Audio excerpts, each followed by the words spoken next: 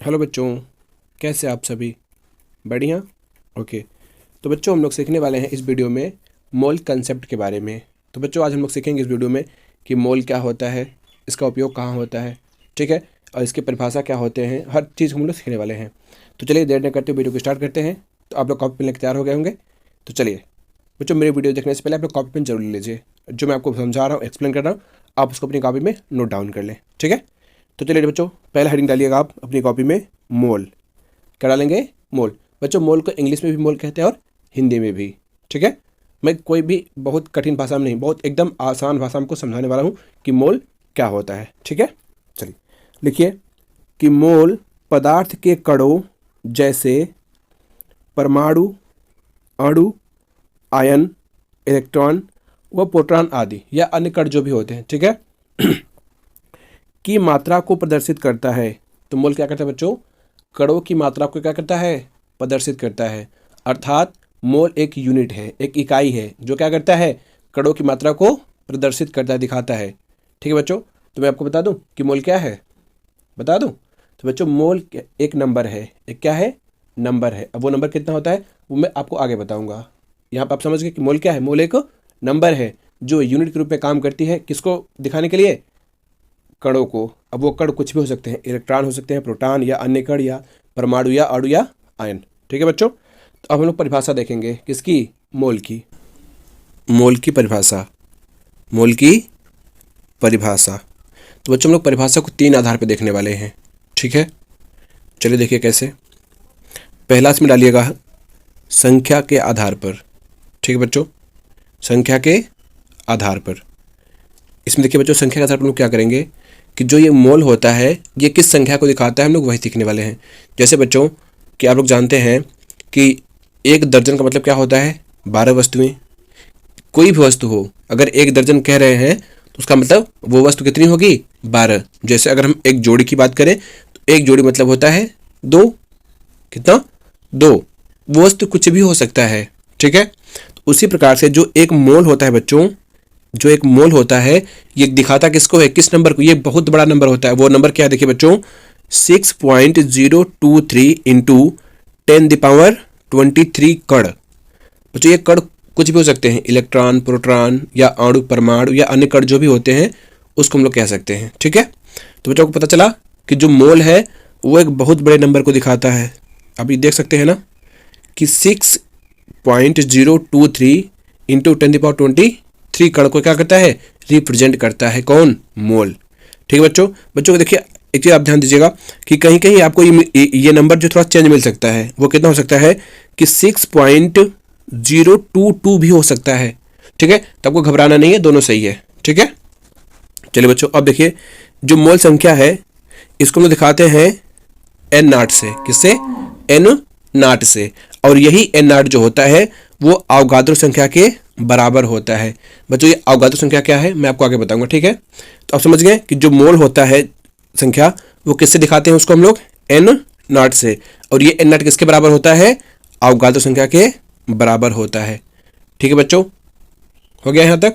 चलिए अब हम लोग सीखेंगे कि मोल की संख्या कैसे ज्ञात करेंगे, ठीक है। चलिए देखिए बच्चों, हम लोग कैसे सीखेंगे कि मोल की संख्या को कैसे ज्ञात करना है। तो देखिए इसके लिए फार्मूला है बच्चों, छोटा सा फार्मूला है। फार्मूला क्या है लिखिएगा। मोल की संख्या को बच्चों हम लोग n से दिखाते हैं। किससे? n से। तो देखिए हो जाएगा क्या? पदार्थ की मात्रा लेना है आपको, मात्रा या द्रव्यमान, ठीक है। किस में लेना है बच्चों? ग्राम में। किस में लेना है? ग्राम में, ठीक है। और भाग करना है किससे बच्चों? देखिएगा आपको भाग करना होगा किससे? पदार्थ का आणविक द्रव्यमान या पदार्थ का परमाणु द्रव्यमान जो आपको दिया रहेगा उससे भाग करना है। अगर अणु है तो आणविक द्रव्यमान लेना है, अगर परमाणु है तो परमाणु द्रव्यमान लेना है, परमाणु द्रव्यमान लेना है, ठीक है बच्चों। बहुत ही आसान है, ठीक है। देखिएगा एक एग्जाम्पल देखते हैं हम लोग बच्चों, एग्जाम्पल, ठीक है। एग्जाम्पल क्या है बच्चों कि कार्बन के, देखिए कार्बन के 24 ग्राम में कार्बन परमाणु के कितने मोलों की संख्या, कार्बन परमाणु के मोलों की संख्या ज्ञात कीजिए। मतलब बच्चों यहाँ पे आपको दिया गया है कार्बन 24 ग्राम, ठीक है। और आपसे पूछ रहा है कि बताइए इसमें कितने मोल हैं, कितने मोल हैं, ठीक है। तो देखिए बच्चों, इसको हम लोग सॉल्व करते हैं कैसे, कि जो मौलिक संख्या है बच्चों उसको हम लोग किससे दिखाते हैं, n से। किससे, n से। ठीक है। तो देखिए अब हो क्या जाएगा कि कार्बन का द्रव्यमान लेना है बच्चों, किसमें, ग्राम में। कितना दिया गया है, देखिए 24 ग्राम, ये लेना है आपको, बटे कार्बन का परमाणु द्रव्यमान। बच्चों कार्बन का परमाणु द्रव्यमान क्यों लिए, क्योंकि कार्बन एक परमाणु है। ठीक है। तो यहाँ पे लोग क्या लेंगे, उसका परमाणु द्रव्यमान। तो आपको पता होगा कितना है, नहीं पता है तो मैं बता दे रहा हूँ, होता है 12। कितना, 12। तो देखिए हल करते हैं, n बराबर हो जाएगा आपका 24। देखिए आप कहाँ से ले लिए, यहाँ से, ये जो क्वेश्चन में दिया 24 ग्राम। ठीक है। और बटे क्या लिखेंगे, कार्बन का परमाणु भार कितना होता है, 12, मैंने बता दिया है। कितना, 12। तो जो काट लीजिएगा, 12 कम 12 और 12 दूना 24। तो जो कितना आंसर आया, 2। यानी कि क्या पता चला कि कार्बन के 24 ग्राम में कार्बन के कितने मोल हैं, 2 मोल हैं। ठीक है बच्चों, आ गया समझ में, पक्का। ठीक, चलिए बच्चों अब लोग दूसरा परिभाषा देखेंगे। पहला परिभाषा हम लोग देख लिए संख्या के आधार पे। अब बच्चों दूसरा देखेंगे द्रव्यमान के आधार पे। किसके आधार बच्चों, द्रव्यमान के आधार पर। देखिए बच्चों इसमें लिखिएगा, डालिए हेडिंग, द्रव्यमान के आधार पे। ठीक है। लिखिए बच्चों, एक मोल पदार्थ की वह मात्रा है जिसमें उतने ही कण होते हैं जितने की कार्बन, कार्बन एक बार रहेगा। ठीक है। जितने की कार्बन C12, अब ये C12 क्या, मैं आगे समझा रहा हूँ। ठीक है। C12 समस्थानिक के 12 ग्राम में परमाणु है। बच्चों ध्यान समझिए कि मोल क्या होता है। जो एक मोल है, हम लोग ऊपर क्वेश्चन में क्या पढ़े हैं कि 2 मोल किसके बराबर है, 24 ग्राम के बराबर है। लेकिन तो 1 मोल किसके बराबर होगा, 12 ग्राम के ना। वही चीज़ यहाँ पर लिखा हुआ है, जो मैंने ऊपर क्वेश्चन में करवाया है वही है ये। ठीक है, बस समझिए ध्यान से। अब बच्चों देखिए, यहाँ इससे कोई फर्क नहीं पड़ता कि पदार्थ क्या है। बच्चों ये फर्क नहीं पड़ता है कि कौन सा पदार्थ है। अगर वो कितना है, 1 मोल है, तो उसमें उतने ही अणु होंगे जितने कि कार्बन के 12 ग्राम में होते हैं। ठीक है। और कार्बन 12 बच्चों यहाँ पे क्या है, ध्यान समझिए, कार्बन 12 क्या लिखा हुआ है। तो देखो ये समस्थानिक है बच्चों, क्या है, कार्बन के समस्थानिक। जो समस्थानिक क्या होते हैं मैं आपको बता दे रहा हूँ थोड़ा शॉर्टकट में, कि समस्थानिक उन्हें कहते हैं, ठीक, जो तत्व होते हैं बच्चों उनके समस्थानिक होते हैं। जैसे कार्बन के 3 समस्थानिक होते हैं। कितने, 3 समस्थानिक, यानी कि जिन तत्वों के परमाणु क्रमांक समान होते हैं परंतु परमाणु भार अलग अलग होते हैं। ठीक है बच्चों, एक डिस्प्ले पे परिभाषा दिख रही होगी, आप उसको देख सकते हैं कि जिन तत्वों के परमाणु क्रमांक समान होते हैं परंतु परमाणु भार अलग अलग होते हैं उन्हें समस्थानिक कहते हैं। कार्बन के 3 समस्थानिक होते हैं बच्चों, कार्बन 12, कार्बन 13 और कार्बन 14। ठीक है। तो 12, 13, 14। तो आपको यहाँ लेना कौन सा है, कार्बन 12 वाला लेना है। ठीक है। ये क्या है, कार्बन 12 क्या है, कार्बन के समस्थानिक है। जिस प्रकार हाइड्रोजन 3 समस्थानिक आप जानते होंगे, 1H1, 1H2, 1H3, उसी प्रकार से होता है कि 6C12, 6C13 यानी कि 12, 13 और 6C14। ठीक है। चलिए अब देखिए बच्चों, समझ में आ गया आपको, ये आ गया समझ में ना। चलिए अब हम लोग आगे देखते हैं आगे क्या है। ठीक है बच्चों, तो आगे देखिए। तो बच्चों अब लिखिए आप लोग कि देखिए एक मीटर है, ठीक है, जिसका नाम क्या है, मास स्पेक्ट्रोमीटर। ठीक है बच्चों, द्वारा ज्ञात किया गया। अब क्या ज्ञात किया गया, ध्यान समझिए, कि कार्बन 12, जो कार्बन 12 क्या हमने बताया भी ना, कि कार्बन का एक समस्थानिक है, के एक परमाणु का द्रव्यमान। बच्चों कार्बन 12 के एक परमाणु का द्रव्यमान इतना ग्राम होता है। अब लोग देखते हैं कि 1.99264 इंटू 10⁻⁻20 ग्राम। ये क्या है बच्चों, कार्बन के एक परमाणु का द्रव्यमान है। ठीक है। अब देखिए, और C12 के 1 मोल परमाणु का द्रव्यमान 12 ग्राम। कितना, अगर कार्बन के 1 मोल हम लोग लेते हैं, ये तो सिर्फ एक का बता रहा है, किसका, 1 का। लेकिन अगर हम लोग कार्बन का 1 मोल ले लेते हैं, कितना, 1 मोल, 1 मोल मतलब बच्चों कितना हो जाएगा, 6.023 इंटू 10⁻23।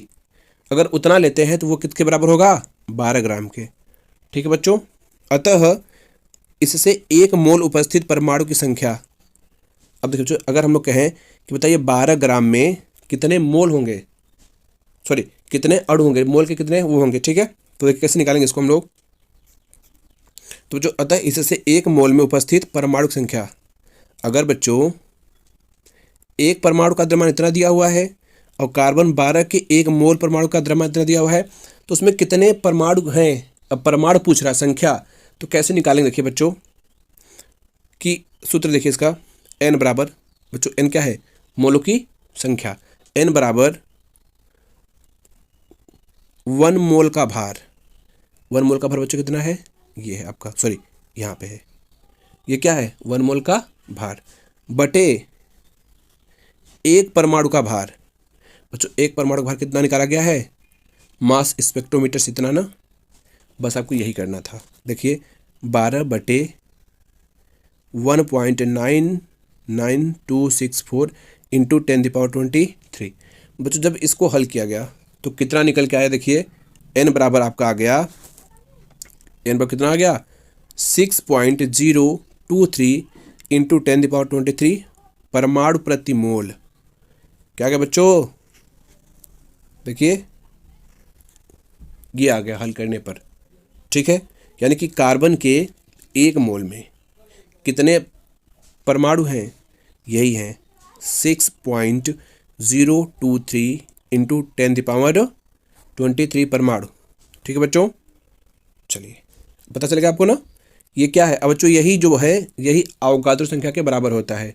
ठीक है, चलिए आगे देखिए, अब एक क्वेश्चन कर लेंगे। ठीक है, हम लोग यहीं पे क्या करेंगे, एक क्वेश्चन हल करेंगे। देखिए कैसे, ध्यान समझिए बच्चों। अगर वीडियो की स्पीड तेज हो तो आप अपने अनुसार उसको व्यवस्थित कर लीजिएगा। ठीक है, क्योंकि मैं बहुत आसान भाषा में समझा रहा हूँ आपको, इससे आसान आपको पूरे यूट्यूब पे कहीं नहीं मिलेगा।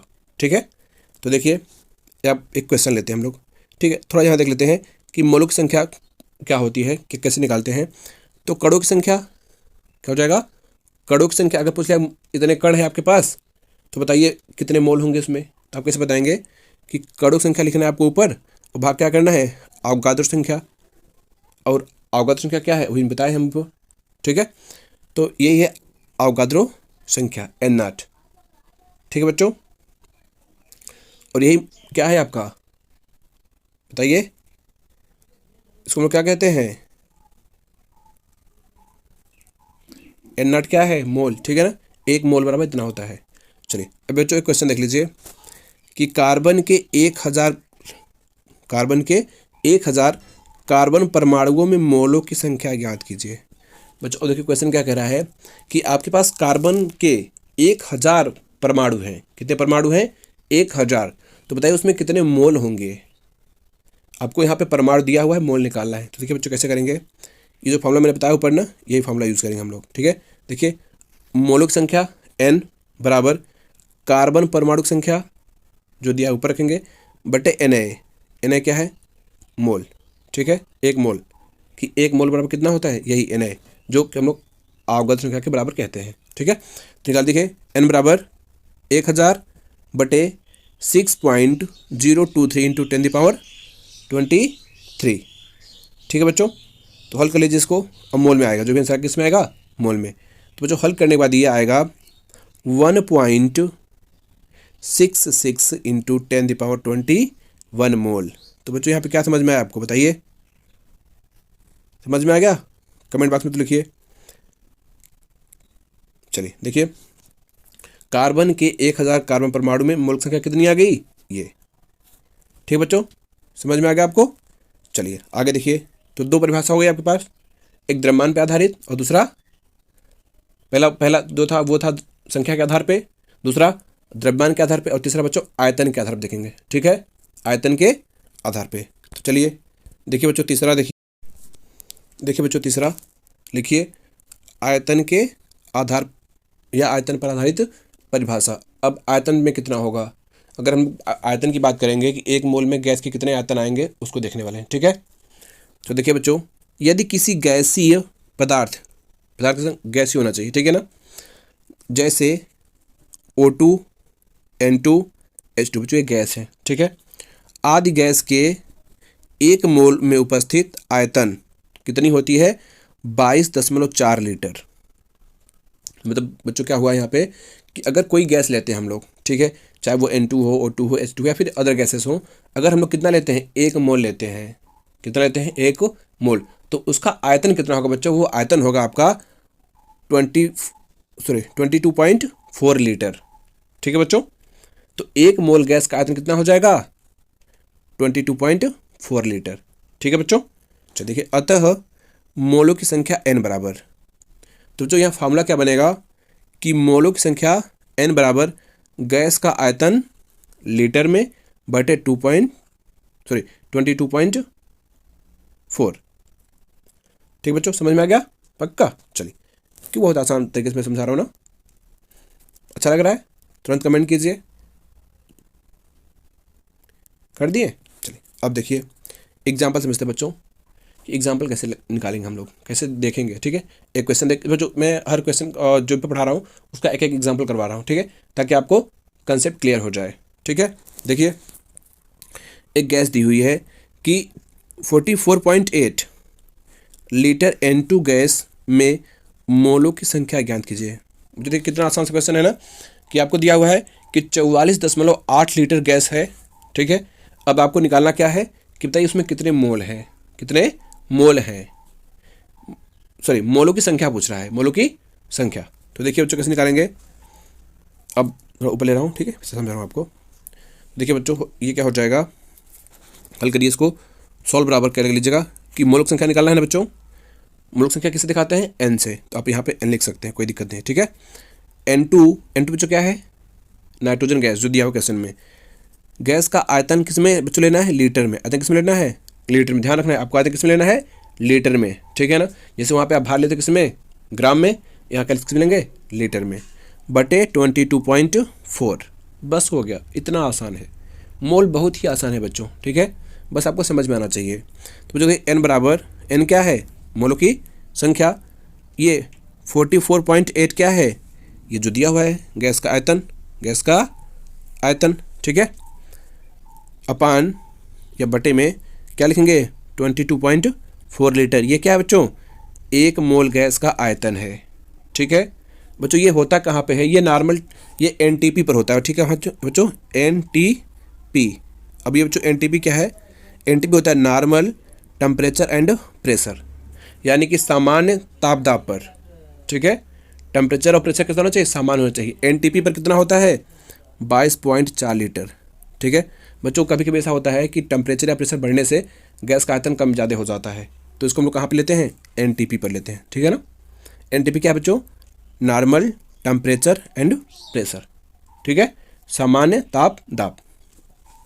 तो जो हल कर देंगे कितना हो जाएगा? देखिए ये कट जाएगा ना 2 से, तो कितना आ गया? 2। n बराबर कितना आ गया? 2 मोल, ठीक है बच्चों। चलिए समझ में आ गया? पक्का? बस मोल कंसेप्ट खत्म, यही था मोल कंसेप्ट, ठीक है। थोड़ा सा और हम लोग देख लेते हैं अवोगाद्रो नंबर, ठीक है। तो देखिए बच्चों अब हम लोग क्या पढ़ेंगे? अवोगाद्रो संख्या या अवोगाद्रो नंबर, ठीक है। तो देखिए बच्चों क्या कर रहा है कि किसी पदार्थ के 1 मोल, कितना? 1 मोल में उपस्थित कणों की संख्या को अवोगाद्रो संख्या कहते हैं। यानी कि बच्चों किसी कण के, सॉरी किसी पदार्थ के या किसी पदार्थ के 1 मोल कण में उपस्थित, सॉरी 1 मोल में उपस्थित कणों की संख्या को अवोगाद्रो संख्या कहते हैं, ठीक है बच्चों। इसका संकेत Na होता है। क्या होता है बच्चों? Na। n क्या है बच्चों? नंबर। a क्या है? अवोगाद्रो, ठीक है।